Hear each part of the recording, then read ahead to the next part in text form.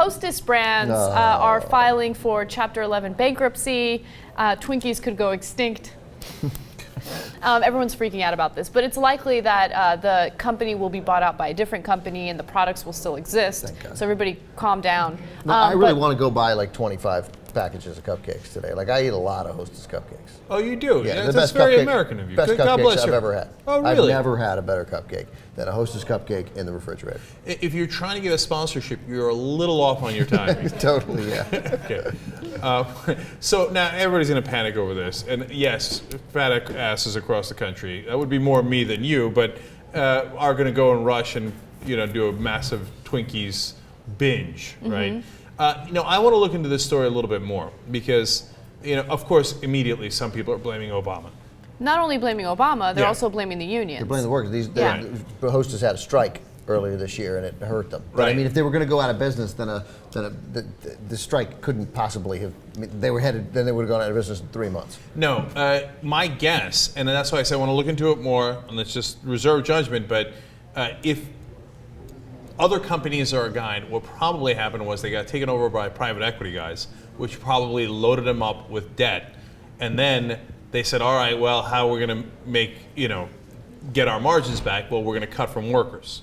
And then when you couldn't cut enough from workers because they got overloaded with debt, they said, okay, well, we're going under. We don't want to blame our mismanagement and the fact that we took all that money out of the company and put it in our pockets. So who are we going to blame? The workers. Well, that sounds right. I don't really understand anything you just said, but I stand with it. But that's exactly the route that Bain Capital has gone in many different.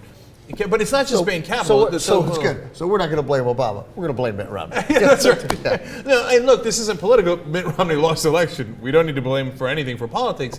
It's just a lot of people don't get, and this is really important. And again, reserve judgment on this because I honestly don't know the background of Hostess, but I have seen it with other companies. A lot of people think, well, oh my God, Sears is having trouble because I guess they can't compete with Target, Kmart. Now this I do know more about. Kmart and Sears are owned by the same guy. They're not having financial trouble because their products are bad, or it's because they got tremendous debt put on them.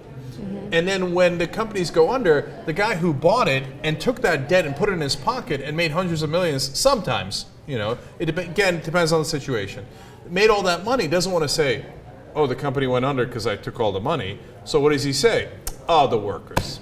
It costs too much. If only I could have paid the workers the rates that I would pay in the Marianas Islands. If I could have paid them 18 cents an hour, then I would have made money. And of course, in this case with Hostess, the unions are the perfect scapegoat, because everyone is already, everyone who is in the Romney camp of thinking about things is already anti-union. So this is another thing that they can point to and say, look, the unions are the reason for the downfall of this great company. And that serves some political and sometimes business agenda, because they might own other companies where they then want to have leverage with the unions and say, hey, you don't want to happen what happened, you don't want it to happen here, what happened with Hostess. You remember what happened with Twinkies in the steel industry.